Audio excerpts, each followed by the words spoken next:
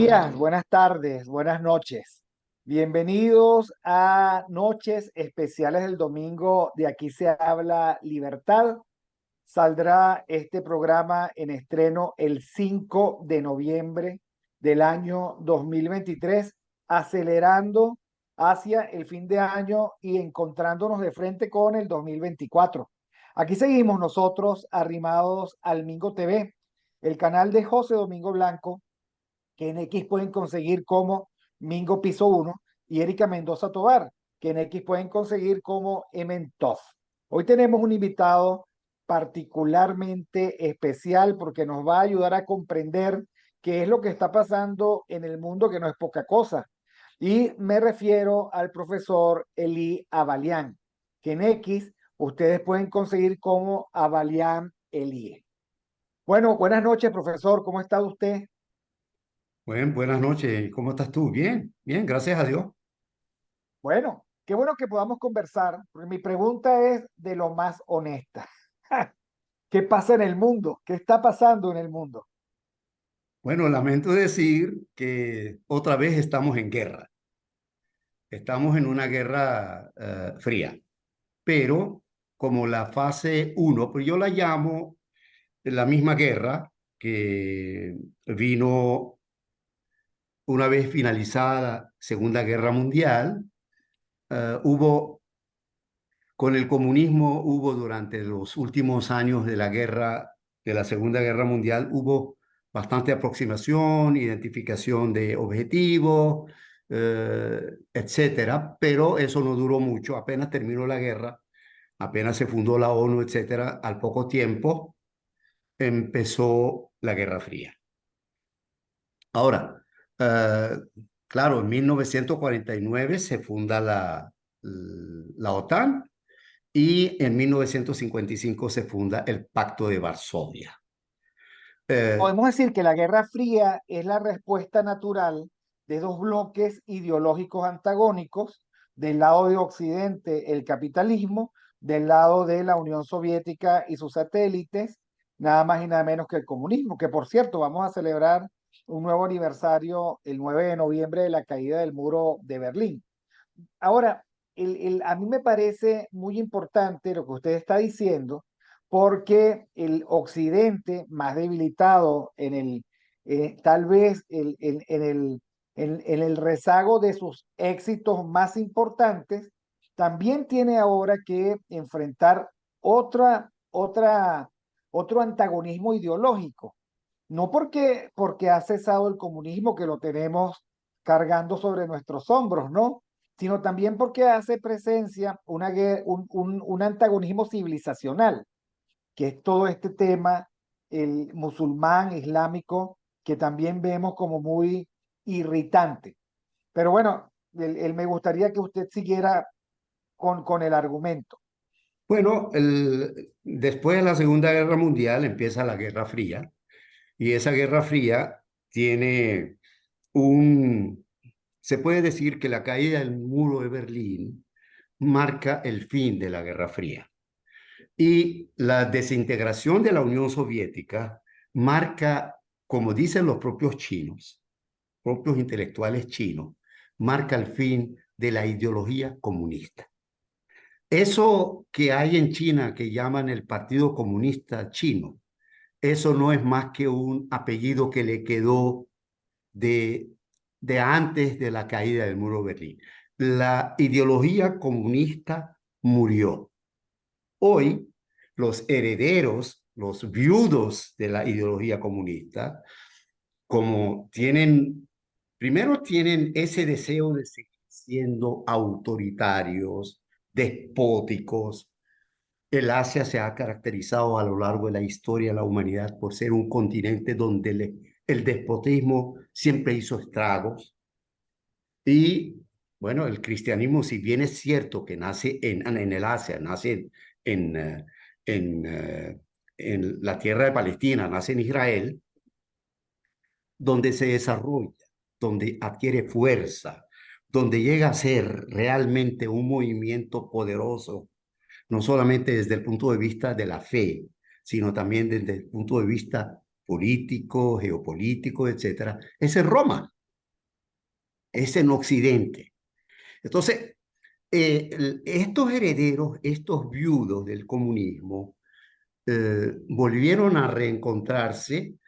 Los errores de Occidente durante la etapa que ha pasado de la caída del muro de Berlín hasta diría yo, porque hasta el COVID, esa etapa fue una etapa de paz, una etapa de precios baratos debido a la globalización, pero esa globalización al final terminó fortaleciendo a los enemigos de la libertad y del derecho.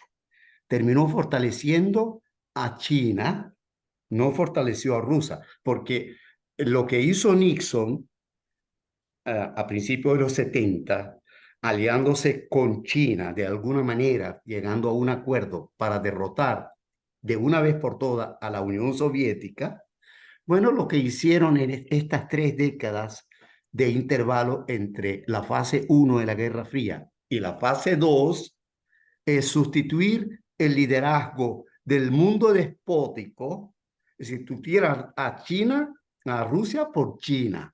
Hoy el que encabeza el polo autoritario totalitario de un orden mundial que todavía no ha terminado de cristalizarse. Eso pretenden. Todavía sigue siendo la primera superpotencia por un espacio bastante largo, por varios cuerpos de ventaja.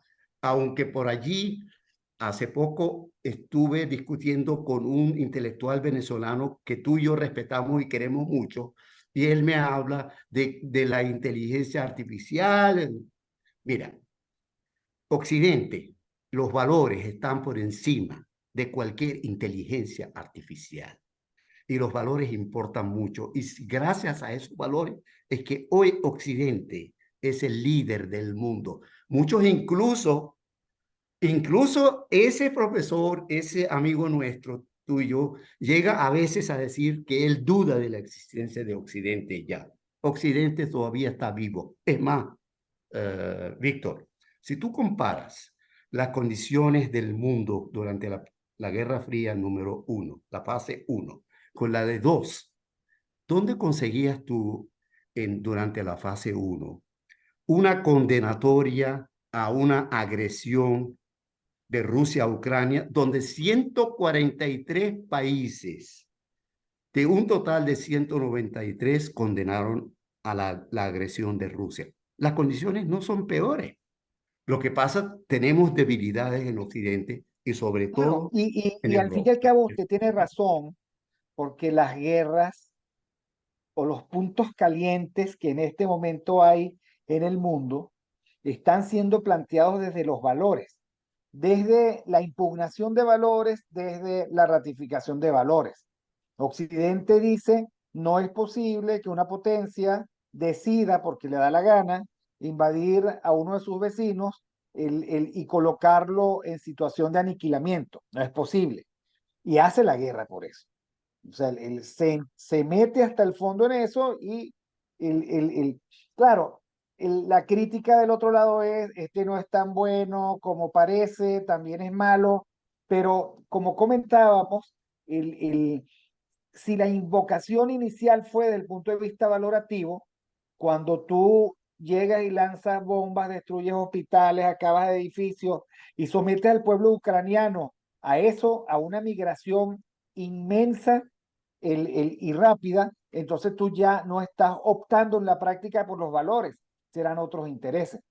Occidente no puede permitir y no está permitiendo que un grupo terrorista agarre, penetre el territorio de un país, mate a civiles, secuestre a civiles, le abra la barriga a las mujeres, saque a los hijos, los decapite, o sea, practique el terror más primitivo sin responder. No, no, no, no es posible, son valores los que están allí. Allí no hay un cálculo de dinero que probablemente podrían decir, ¿sabes qué? No me importa resolverlo como sea, que yo tengo otras ocupaciones. No, son los valores los que se invocan, efectivamente. Ahora, si nosotros estamos viendo o estamos viviendo la fase 2 de la Guerra Fría, que formalmente empezó el día 24 de febrero de 2022, cuando las fuerzas rusas atravesaron la frontera de Ucrania.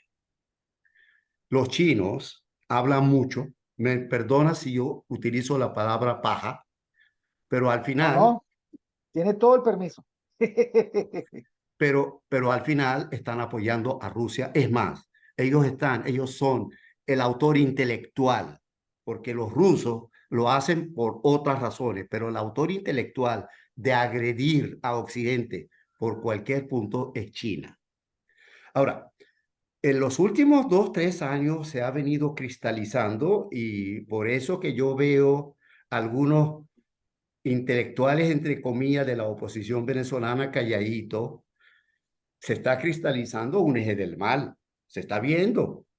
Y ahora con lo que ocurrió el 7 de octubre, se vio clarito que no solamente como los demócratas, eh, tú sabes, le pasaban la mano a Irán, mira, pórtese bien.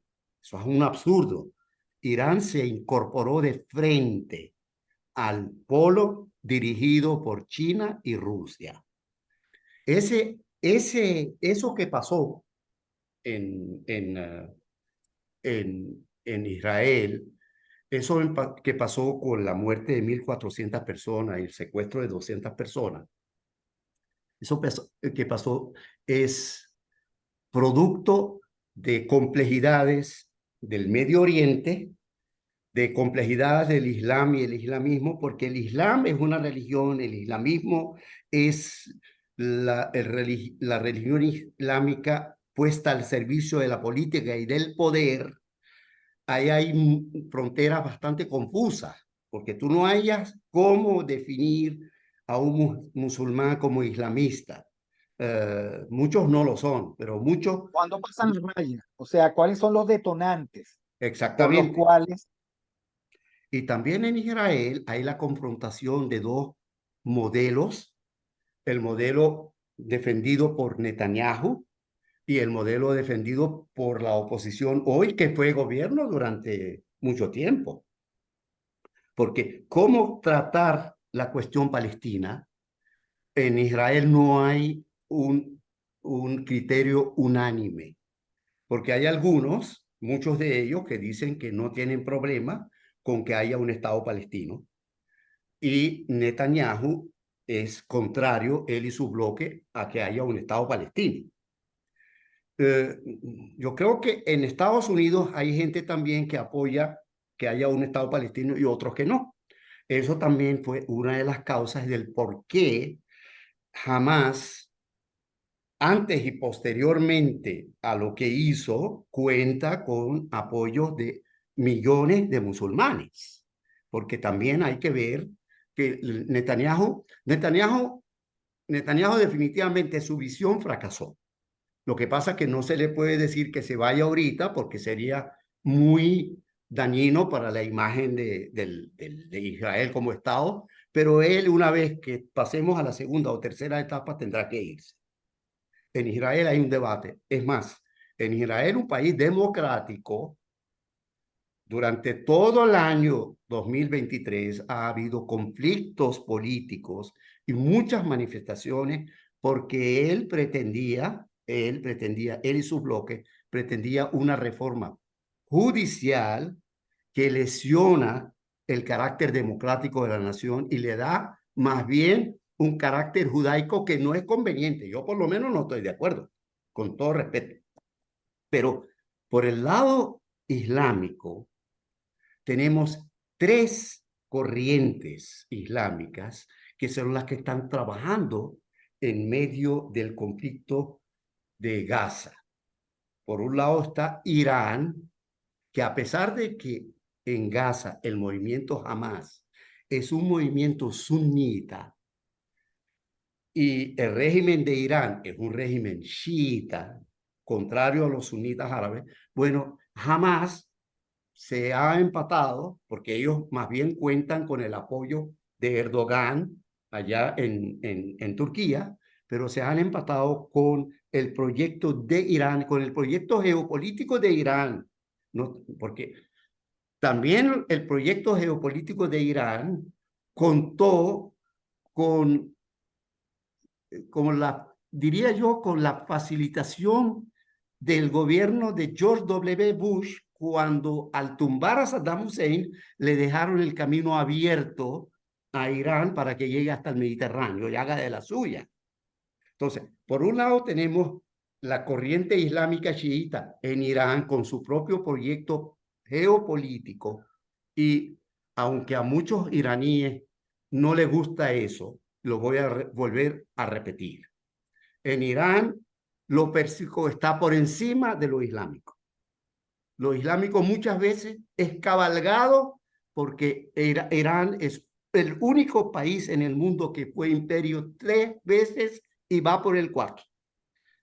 Ellos van por el cuarto imperio. ¿Cuál es el otro? El otro es el de Erdogan, que es sunita, que por cierto los turcos se sienten guapos y apoyados porque a partir de 1517 le quitaron a los árabes el califato que estaba en el Cairo y lo mudaron para Estambul. ¿Cuál es la otra corriente? También es sunita, mayoritariamente árabe o casi aplastantemente árabe, liderizada por Arabia Saudita y Egipto, donde interviene Jordania, donde está el Magreb, donde está Emiratos Árabes Unidos. Qatar tiene un doble juego. Por un lado, ellos son un país sunita y defienden a los sunitas, pero por otro lado son socios de Irán y también son socios de Erdogan. De hecho, hay una fuerza Pero turca que protege al emir, al príncipe. Entonces tenemos tres estrategias islámicas, la de los árabes sunitas, la de los turcos sunitas y la de los iraníes chiitas. Eso no se dice abiertamente. Y entonces la crisis se presenta o la guerra se presenta a partir del 7 de octubre porque lo que pretende Irán es convertirse en el líder del mundo islámico, cabalgando una cuestión que no es de ellos. ¿Desde cuándo? ¿Desde cuándo los iraníes son pro-palestinos? Desde que llegó la revolución islámica. La revolución islámica, y con esto termino esta parte de mi intervención, la revolución islámica, cuando llegó al poder, se estableció la cuestión palestina como un vehículo a cabalgar para ganarse el apoyo, para ganarse el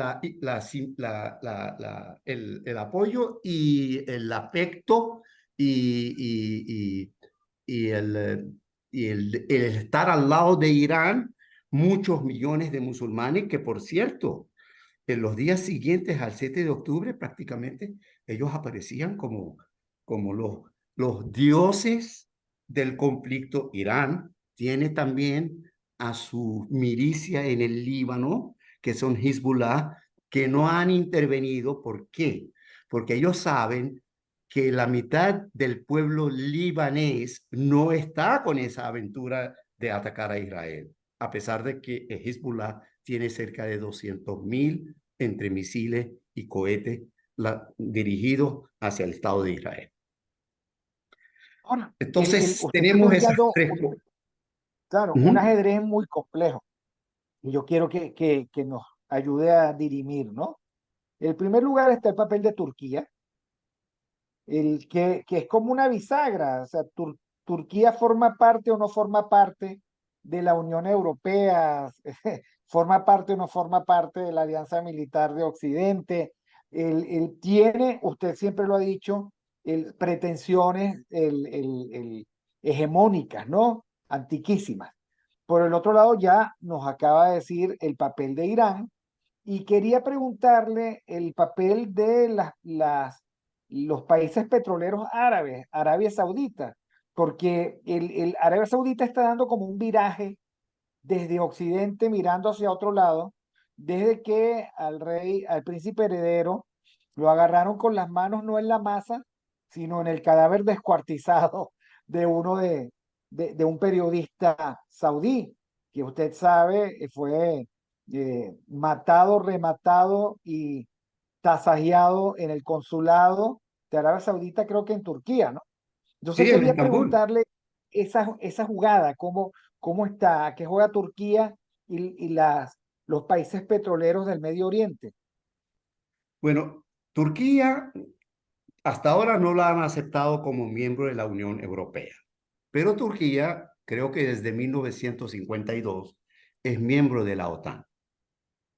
Y miembro de la OTAN porque las condiciones de la Guerra Fría en su fase uno requerían de una habilidad geopolítica de Occidente dirigido por Estados Unidos para poderle poner freno a la Unión Soviética. La Unión Soviética contaba con todos los países de Europa Oriental conquistados por ellos. Incluso Albania era uno de ellos, se fue, pero Albania siguió siendo comunista hasta la caída de Berlín. Pero no solamente eso, ellos contaban con lo que se llamaba, que hoy lo llaman el Global South, el sur global, que son puros conceptos inventados. Ellos contaban con el movimiento de los no alineados. La OPEP tenía fuerza frente a Occidente y podía rebelarse, como lo hizo en 1973, gracias al apoyo implícito de la Unión Soviética, que en aquel entonces producía casi la cuarta parte de la producción mundial petrolera, la Unión Soviética.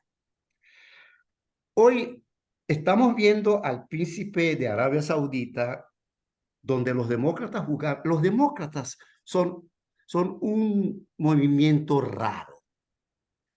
Ellos son americanos, occidentalistas, por supuesto. Supuestamente están a cargo del proyecto americano de defender la libertad. Lo hizo Woodrow Wilson y lo hizo Franklin Delano Roosevelt. Pero por alguna razón, porque también en Estados Unidos hay debilidades y hay corrupción y de la buena, donde se han olvidado de los principios que llevaron a Estados Unidos a estar donde está frente al mundo, y muchos de ellos, sobre todo los hombres de negocio y los grandes políticos y las celebridades, a decir, caramba, vale, con China podemos hacer bastante plata, podemos volvernos ricos.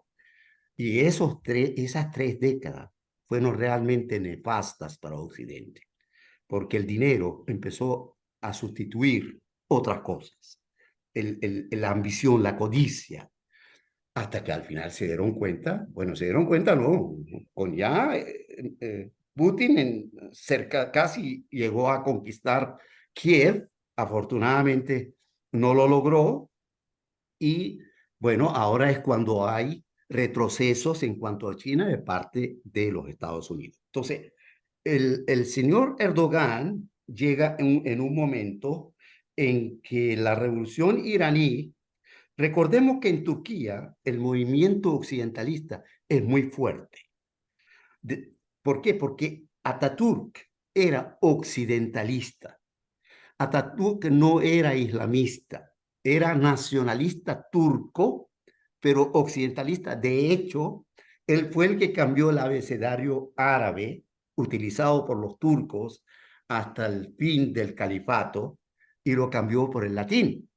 O sea que, ahora, Erdogan no puede ir de frente contra el pensamiento y los principios de Atatürk, porque Atatürk hoy es sinónimo de la patria, prácticamente como es Bolívar para nosotros, pues.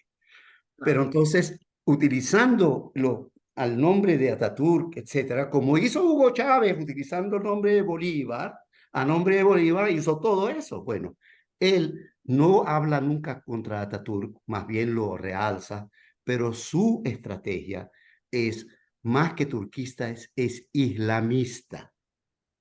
Y en esa última vuelta de las elecciones ganó porque tuvo que ceder ante tendencias pro Erdogan que no eran islamistas sino turquistas, porque él también, los turcos también tienen el sueño de que esos pueblos túrquicos que van desde Kazajstán, Turkmenistán, Kirguistán, Uzbekistán y Azerbaiyán, todo, de hecho, ahí está, ahora tenemos otro foco que puede reestallar en cualquier momento, que es el foco del Cáucaso con Armenia y Georgia.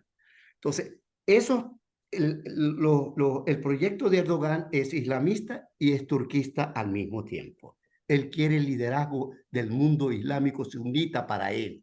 Por eso, cuando llegó Mohamed Morsi a la presidencia de Egipto, quien lo apoyó fue Erdogan. Gracias a la intervención del ejército egipcio, apoyado por la opinión pública, que lograron sustraer a Egipto de manos de la hermandad musulmana, que es prácticamente la plataforma ideológica de Erdogan.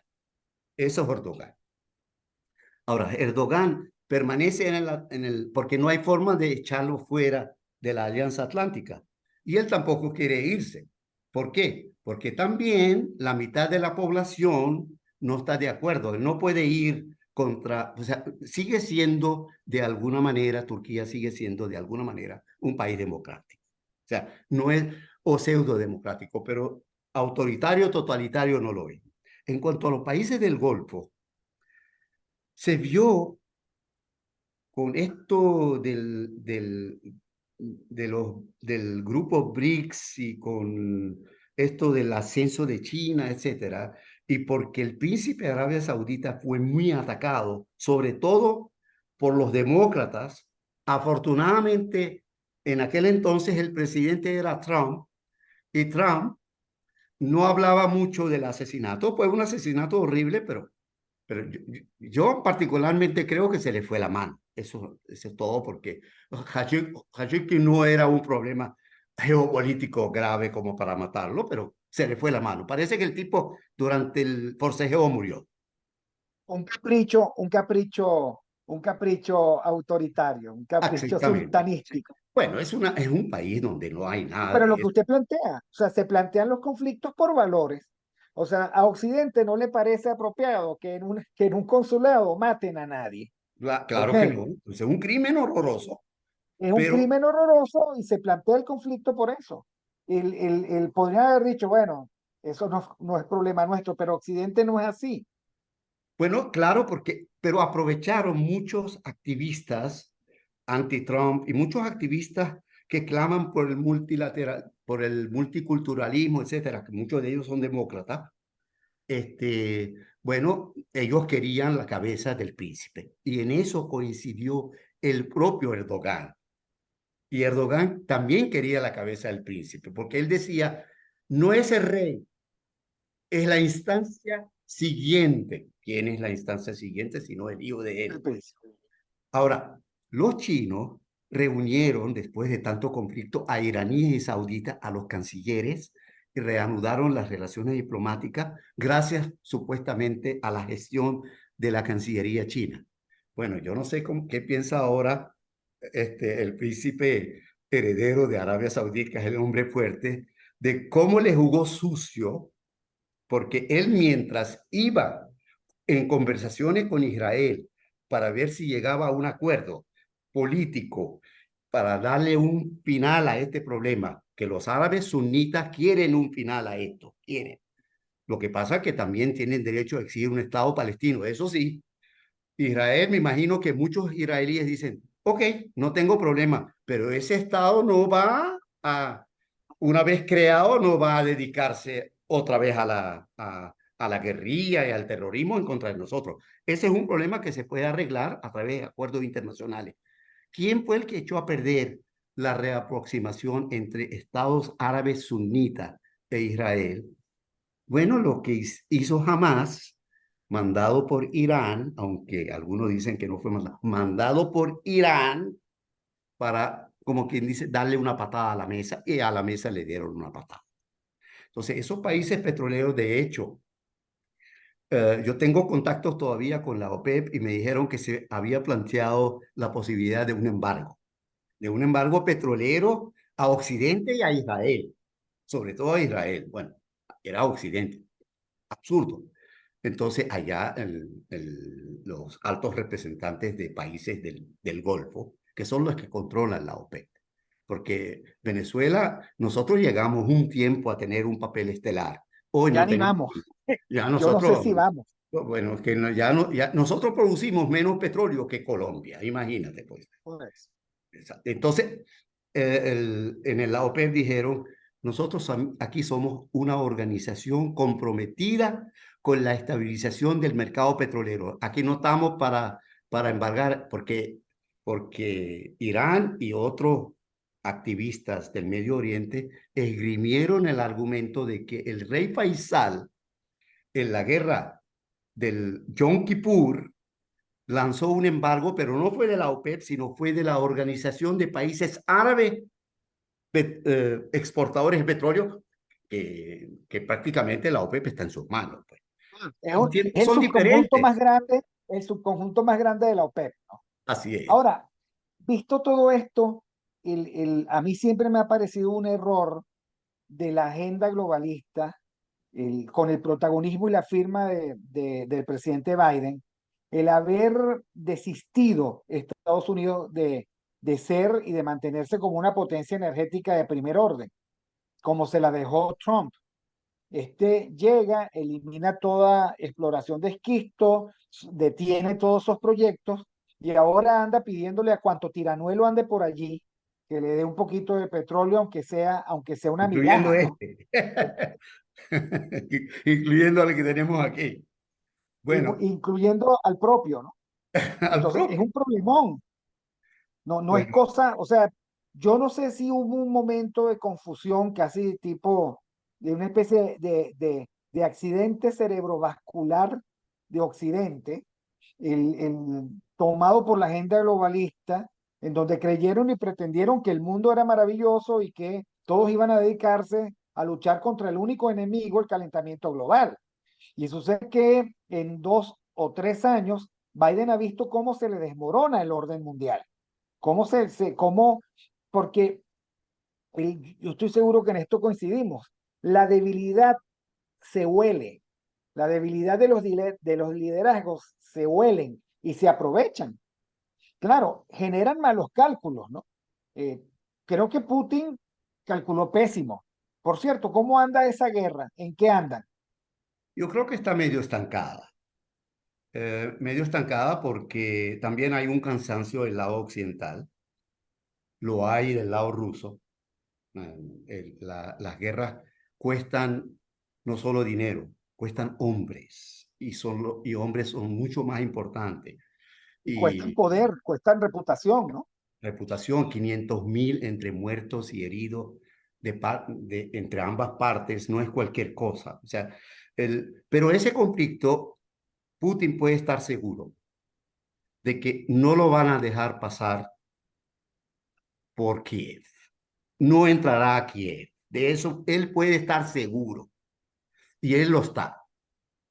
Puede seguir haciendo su guerra, los ucranianos con los pocos que está recibiendo cada día menos, porque también hay gente en Estados Unidos, sobre todo muchos de ellos republicanos, que dicen que eso está alimentando el bolsillo de los corruptos. Ucrania es uno de los países más corruptos de Europa. Y alrededor de esa guerra y todo ese Claro, dinero, y ese es uno de los argumentos. ¿Cómo se va a ayudar a un país corrupto? Es que los están invadiendo, están aplastando y a lo mejor la señora, qué sé yo, Pavlova, no, ni es corrupta, ni está en el gobierno, ni tiene dinero, y está siendo violentada en la soberanía de su país y en sus derechos humanos. O sea, me parece que esos son argumentos que se juxtaponen, ¿no? Porque tampoco vamos a decir que Rusia es íntegra. O sea, Rusia, digamos, no sé cómo llamarlo, el zar Putin y sus empresarios relacionados son la cosa más corrupta del mundo. uh, Víctor, Rusia, la Federación Rusa, no hablemos de la ex Unión Soviética, porque en cada uno de esos países, especialmente Kazajstán, está surgiendo personalidad propia. O sea que poco a poco ellos están tomando su lugar. Incluso Armenia ahora abiertamente le está diciendo a Putin, vete, nosotros vamos a cuadrar con Occidente porque tú supuestamente nos protegías y acaba de ocurrir un genocidio del siglo XXI, porque aquí tuvimos un genocidio de 6, 7 millones que se fueron.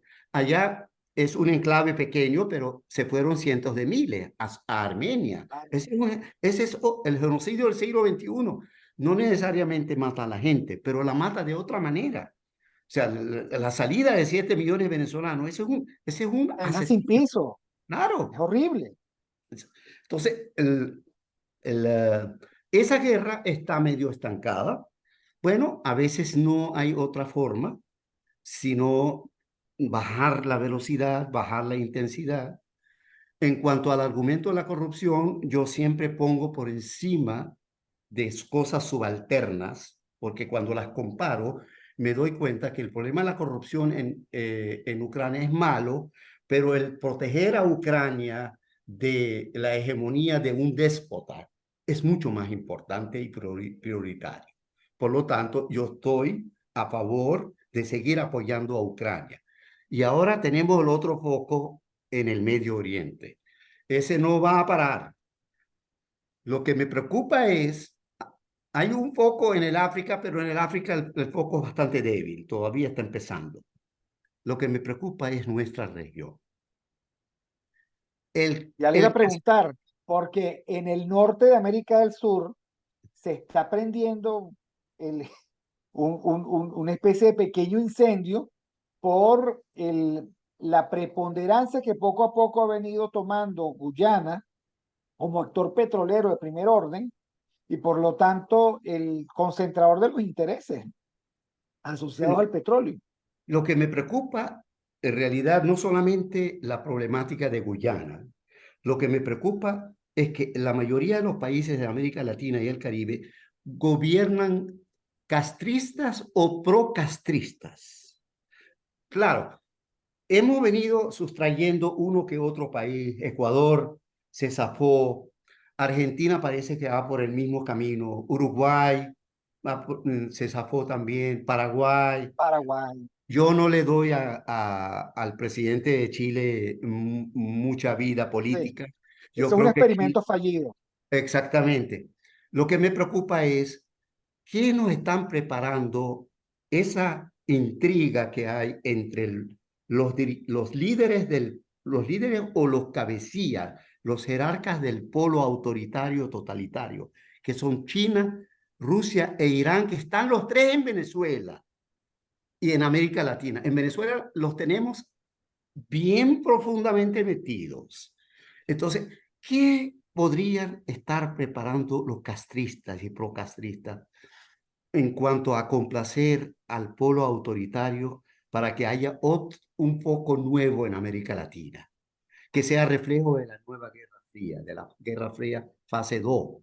Por eso, por tener esa preocupación, yo incluso María Corina Machado, no, yo no, o sea, no estaba yo comprometido, ni tampoco estoy comprometido, pero sí llamé a que se tome en cuenta de que frente a un panorama global que puede en cualquier momento envolver a América Latina y el Caribe, que en Venezuela tengamos a alguien con capacidad de liderazgo que tenga pensamientos y principios occidentales. El único que los tiene claritos, a pesar de todos sus errores, todas sus debilidades, es María Corina Machado. Y ella está en la obligación histórica de defender eso frente a este ambiente global que es contrario a la libertad y al derecho, cosa que María Corina repite todos los días. Entonces, eso es lo que, por eso que yo digo, bueno, porque los demás líderes, entre comillas, la mayoría no han comentado las agresiones de Rusia en Europa. Es más, algunos hasta la defienden. Dicen, no, Putin es todo un campeón, ¿no? Es pura inteligencia política y geopolítica. Por eso que yo apoyé en lo personal, abiertamente, no pude ir a votar por ella, porque ese día estaba en reposo absoluto por mi operación. lamentablemente, pero hubiera ido. Ahora, lo que sí tenemos es que exigirle, porque lo mejor que ocurrió el 22 es que esa pila de pseudo líderes fueron desechados por el país. Le dijeron, váyanse a su casa, no quieren irse. Yo he leído tus tweets, no quieren irse, quieren seguir echando broma. Sí, Bueno, en Venezuela, profesor, cuando yo era niño, que la visita no quería irse, se ponían escobas detrás de la puerta, se echaba sal. Estos no entienden ningún mensaje, es insólito esto. Bueno, y por otra parte está la preocupación de la viabilidad de, de, de la posibilidad siquiera que dejen competir a María Corina, ¿no? El, el, el, eso no me preocupa, Víctor, honestamente. Yo lo vi solamente desde el punto de vista. No hay un liderazgo no, claro. no, coincido con usted. Hay una renovación del liderazgo, nos guste o no, y esa renovación del liderazgo de facto implica un nuevo discurso mucho más comprometido con Occidente y con mejor pensamiento sistémico. Eso Exactamente, queda exactamente lo absolutamente que tú claro. acabas de decir. Y espero que no naufrague ese pensamiento sistémico y ese liderazgo en todos los esfuerzos que va a hacer el régimen para extorsionar. Por ejemplo, si ella queda, digamos, engarzada en el tema de si me habilitan o no me habilitan, y si no piensa como piensa usted, que no se trata de eso, sino de un liderazgo nuevo que tiene que encarar los desafíos de Venezuela y que tiene que remar hacia Occidente sin Así es. ningún tipo de disturbio ideológico, pues será tiempo perdido, porque lo demás efectivamente es secundario. O sea, la agenda supuestamente electoral no es la agenda de los venezolanos, es la agenda del régimen, porque ellos no van a competir en buena lid. Ahora, yo sí creo que si alguna ganancia tuvo el 22, fue efectivamente esa. O sea, el, bueno, yo no sé cómo hay que decirles, esa es la verdad. Mira, es Estamos a más, punto de dejar la casa para dejarlos a ellos encerrados. Está bien, no se quieren ir, nos vamos para otro lado nosotros. bueno, yo cuando Estoy yo vi claro de que que el con ellos no resultado se queremos dio, estar. cuando gana María Corina aplastantemente, a mí me parecía demasiado bueno para ser verdad. ¿Quién fue Sí, el que a mí me pareció una singularidad. Eso no, eso, digamos, la verdad es que ese triunfo es de los ciudadanos. No hay Exactamente. maquinaria, No, no, no, no no, no. hay estrategia política, no hay. El país decidió enviar un mensaje claro, preciso, firme, en varios idiomas y también el lenguaje de señas, de que no quería nada con los viejos partidos del elenco del fracaso. No quiere Así es. nada. Hay un liderazgo que tiene que ponerse los pantalones, que tiene que reubicarse, y que tiene dos frentes de conflicto. El que le va a plantear el régimen y, por supuesto, las puñaladas traperas de sus supuestos compañeros de ruta. ¿Ok? Que hay que, llegado el momento, limpiarse de malas compañías y, por supuesto, zafarse de malas promesas. Pero coincido con usted de que si algo nos conviene a nosotros es tener un liderazgo que tenga este pensamiento de sistema y que Así nos es. permita ubicarnos a nosotros como actores, a veces obligados, de unos conflictos internacionales con los que efectivamente nosotros ni siquiera podemos. Pero vuelvo y le No nos pueden pregunto, usted imponer. además tiene un magnífico background petrolero. Este, la mirada de los venezolanos del Esequibo siempre fue una mirada de que eso es selva, monte y culebra, y más allá, con el perdón del reduccionismo, hay unos negritos que ni siquiera hablan español, pobrísimos, que no vale la pena ni mirar. Llega Chávez y explícitamente cede toda negociación y paraliza todo esfuerzo para complacer a su mejor amigo. Bueno, volvemos, profesor. Disculpe el corte así abrupto de lo que estaba aquí, que me pasó a mí. Bueno, al fin y al cabo estoy en un hotel y este hotel en todas las partes se cuecen habas. Pero decía, profesor, que estábamos nosotros, y de repente nos enfrentamos, nos despertamos una mañana y allí hay crecimiento económico, petrolera, explotación petrolera, el, el, y la formación de una coalición a favor de Guyana, en contra de Venezuela, a pesar de que nosotros le hemos regalado petróleo hasta la náusea a ese poco de islas que se llaman el CARICOM, ¿no? Y de paso con la animadversión, con la, con la mala fe de Trinidad y Tobago, ¿no? Que parecen tener mejores relaciones con ellos que con nosotros. ¿Qué nos puede decir? Mira, yo creo que no, lo de Guyana lo de Guayana Esequiba, así la vemos nosotros. Eh, si revisamos un poco la historia, nosotros tenemos mucha responsabilidad en lo que está ocurriendo hoy. Aquí se le permitió a Chávez prácticamente congelar el conflicto, no solo congelarlo. Chávez hasta llegó a insinuar indirectamente que, caramba, ¿por qué? Porque su jefe máximo, su ídolo, el ayatolá rojo de América Latina, es amigo de esas islas del Caribe y de esos países afrocaribeños. Entonces, de alguna manera debe haber influido, y como Chávez tenía un poder casi absoluto, bueno, prácticamente la cuestión de Guayana prácticamente fue congelada por Chávez. Pero ¿quién antes la había congelado? En 1966 nosotros asumimos el papel que debíamos asumir. En aquel entonces estaba gobernando Raúl Leoni. Yo estaba, yo cuando, yo no presencié porque no estaba aquí, pero al llegar a finales de los 60 me contaron, pero me doy cuenta, lo que me cuentan, la gente que me rodea, los amigos míos, que cuando llega Rafael Caldera a la presidencia en el año 1970, firma un protocolo que suspende por 12 años el proceso. ¿Por qué? O sea, ¿quién te dio a ti la autorización siendo presidente de la República? Oh, es cierto que la política exterior es facultad del presidente, pero no era un asunto tan clave como la Guayana Esequiba. Decir, no, vamos a suspender el conflicto por 12 años. ¿Por qué se hizo eso? O sea, no solamente el chavismo es responsable, también actores de de la llamada Cuarta República o la anterior al chavismo, también tenemos responsables.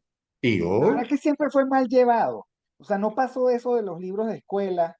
Nunca hubo un voltearnos hacia allá. no hubo Eso una siempre estuvo política, mal planteado. Siempre. siempre, y esto lo quieren cabalgar ahora. Esto con el referéndum quieren No, pero cabalgar. esas preguntas son muy locas. Estas preguntas son entre infantiles y temerarias. ¿Usted quiere que ese sea el estado 24? Hay que decirle, mijito, en Caracas no hay luz. En Caracas no hay luz, no hay agua. En Valencia tampoco. En Maracaibo te vas a engullir, así sea simbólicamente, 300.000 kilómetros cuadrados. Estás re loco. O sea, no puedes manejar la seguridad del Guapo, el Guapo, a 200 kilómetros de Caracas, qué sé yo. Y tú quieres cómo, o sea, para pasar, digamos, para llegar a Puerto La Cruz, hay que hacer un convoy del oeste, en donde la Guardia Nacional hace escolta 50, 100 carros, porque si no, los malos que parecen ser más poder, y de verdad tú crees que vas a... Entonces, claro, el, decíamos, en las relaciones internacionales es muy fácil oler, porque hiede la debilidad del vecino o del antagonista, ¿no? Cuando se murió Franco, en el norte de África hubo casi que el fiesta de ratones, pues, ¿no? Estaba agonizando Franco, no había fortaleza, etcétera, y quién sabe cuánto le quitaron a España. No me sé bien el cuento. Con esta desgracia que nosotros vivimos de pobreza, sabiendo además, sacando cuentas sencillitas, 6 millones, 7 millones de venezolanos, la juventud venezolana está fuera, se fue por el Darién. Si declaras la guerra, aquí no queda un muchacho ni para, iremos a hacer la guerra a los sesentones, ¿ok? Entonces, ellos saben que Venezuela, lamentablemente, es una imposibilidad. Entonces Venezuela responde así, no tiene ningún sentido, es lo que yo pienso. O sea, no hay. Usted recuerda cuando Chávez mandó las 10 divisiones que no llegaron a San Cristóbal, ¿no? Porque tenía un problema con Uribe, ¿no? Entonces, claro, el, si Putin, que hizo ese desfile militar maravilloso en el 2022, ¿no fue? ¿No? Sí, El, sí. el, donde todo al unísono, donde, digamos, allí no había una mosca que se moviera sin que el comandante en jefe de las Fuerzas Armadas rusas lo permitiera. No ha podido con Ucrania. Esto de verdad simplemente va a ser inenarrable desde el punto de vista de la vergüenza. Pero por otra parte, yo tampoco creo que la hegemonía, la geopolítica, yo no creo que Lula ni siquiera le parezca simpático una guerra al norte de su país. Yo creo No que, creo. yo creo que ellos lo que están buscando es, de alguna manera, tratar de desviar la atención de la opinión pública hacia un tema, en realidad es irrelevante, Sí, pero sí. están planteándolo para tratar de ocupar los medios, etcétera. La cuestión de la Guayana Esequiba, yo particularmente pienso que la única manera primero hay que mantenerse firme en nuestro rechazo a aquel laudo arbitral de 1899 y resolverlo por las vías diplomáticas. Las vías Claro. diplomáticas. No hace falta ir a una guerra. Ahora, ¿para qué quieren? Porque si en el referéndum preguntara, si usted está de acuerdo con que nosotros vayamos a una guerra en caso de que no, ahí sí yo lo pienso. Yo sí insisto en que los medios deben ser diplomáticos y No, pacíficos. totalmente, Ah, totalmente. pero El, sin el, el, embargo plantean el referéndum porque quieren presentarse, sobre todo ante su propio chavismo, porque es que no tenemos un régimen chavista 100% ni castrista 100%. lo que pasa, profesor, es que toda jugada que invoque al país, lo que ocurrió el 22 de octubre demuestra que es inútil. Exacto. La parte de la desgracia que ahora ellos viven es que ahora sí está absolutamente claro que no tienen ni uno, Así ni es. uno. Entonces, se quedaron ellos con la maquinaria o con lo que dicen que es la maquinaria, así como los adecos decían que tenían la maquinaria, y como el otro dice que tiene la maquinaria, y como el otro decía que tenía la maquinaria, y Rosales decía que tenía la maquinaria, el otro, y sucede que una líder de mucho tiempo, efectivamente, con un partido minúsculo, sacó el 95% de los votos, 9 de cada 10. Entonces, claro, cuando ellos ven eso, se les empelotó. Ellos tienen que gritar fraude, porque es que ellos saben que no hay referendo, ni obligado ni no obligado, no hay elección, no hay convocatoria electoral, no hay ventajismo que pueda con la decisión de la ciudadanía de la verdadera unidad, que es la unidad de propósito y la unidad de la base. Exactamente. O ¿Ok? sea, y además el tener a un líder comprometido con la naturaleza de nuestra región, con la historia de nuestra región, con la religión de nuestra región, con los principios de nuestra región. O sea, tener a un líder que crea en eso como líder de la oposición sin tener partido importante, porque el partido de María Corina es pequeño. Ahora, no sé hasta qué punto María Corina cuando duerme, ella se imagina la responsabilidad que tiene encima. María Sí, Corina tiene una yo tampoco lo responsabilidad. sé, obviamente yo tampoco lo sé. Tengo mucho tiempo sin conversar con ella, pero lo que sí queda claro es que ella vive en este momento un dilema shakespeariano, porque yo pienso que toda ruta electoral está cerrada, incluso para el Bien, régimen que se le dañó la simulación, y ella tiene su única posibilidad, y yo creo que la vocación a la que ha sido llamada es hacer la líder de los venezolanos. Así Pero es, ella tiene que entenderlo, primero ella que nadie, y eso supone muchas cosas, porque el, el- los liderazgos no son, uno ve, por ejemplo, a la princesa Leonor, 18 años, y ya, digamos, con todas las condecoraciones, y había que decir a la princesa Leonor, te doy esto por adelantado, pero ahora tú tienes que demostrar que así efectivamente es. cuadras como reina, tienes la Orden Carlos III, las dos medallas del Congreso, te hicimos tu evento muy bonito, brindamos por ti, te deseamos toda la suerte, además eres una muchacha bella, sin duda, está haciendo el servicio militar. Todo muy bello. Ahora demuéstralo. Entonces, María Corina está en eso, en el demuéstralo. Y el supone tomar un conjunto de decisiones de arraigo y de desarraigo que yo creo que le pueden costar. El arraigo en esa condición, eh, digamos, profética de estar en medio de la gente para guiar el camino y de desarraigo porque tiene que desentenderse del basural galáctico que la rodea y que ahora se le quiere guindar encima como monitos, desde Leopoldo López pasando, digamos, por, por gente que ni nombro porque no sé su nombre y porque son innombrables. Ahora, ese es su gran desafío. Ese es su gran desafío, porque sólo así podrá cumplir su condición profética, porque al final no es maquinaria, no es elecciones, no es, sino convertirse en el signo de un país que rechaza esto que hay y que está esperando su momento para conseguir otra cosa. Entonces esas negociaciones de que si me habilitan, que si no me habilitan, es, es, es absolutamente secundario e inocuo, pero digamos que es ella la que lo tiene que entender, es Yo, ella la que lo tiene que entender. yo quería decir algo al respecto. Claro, Su primer desafío es eso que tú mencionas, pero la primera fase es mirar a su propio entorno, analizar su propio entorno y saber, porque yo veo gente cercana a ella que se concentran todavía en el tema electoral. Mira, en totalitarismo, eso que ocurrió el 22, yo no lo vi como una elección, yo lo vi como un evento de afirmación de parte de la gente. Mira, queremos desechar a todos estos líderes, entre comillas, que no sirven para nada.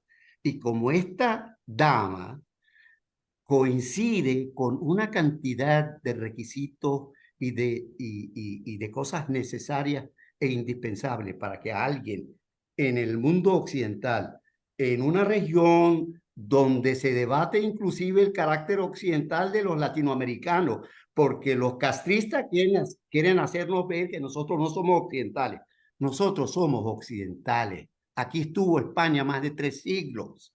Van a así decir que es, no somos occidentales. así Entonces, es. su primer desafío es mirar su propio entorno, no dejarse aproximar por gente no preparada y que para cada tema puede haber alguien experto. Tiene que buscarlo. Claro, claro, pero no es un programa de gobierno, es un programa de No, no, no, no, resistencia. no, no, Es un no. programa de resistencia. Digamos, una propuesta al país para que vaya avanzando digamos, con la confiabilidad. Hay gente que decía, no, yo sí confío, lo decía Nitu el otro día en su programa de televisión, yo confío en ella porque ella no nos va a engañar. Bueno, ojalá, ojalá, porque como la princesa Leonor, todos son promesas todavía, ¿no?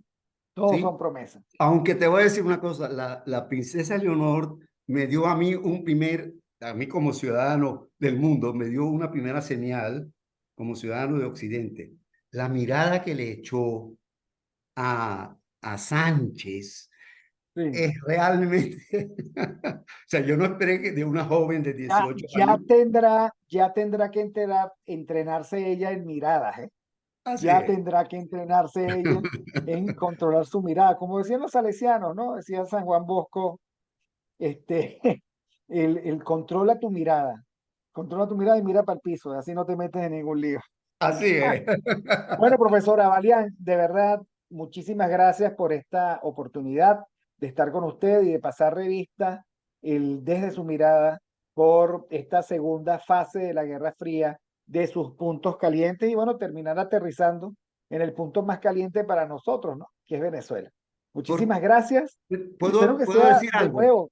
¿Puedo Así, decir algo? claro, claro, Mira, todo lo que quiera. aprovecho para decirle al que maneja el Twitter de la señora María Corina, yo mandé un tweet por el direct message para una contribución al proyecto de resistencia, ¿m? Pero al proyecto de resistencia ligado a la situación global. Lo mandé hace 15 días prácticamente, todavía no he recibido nada.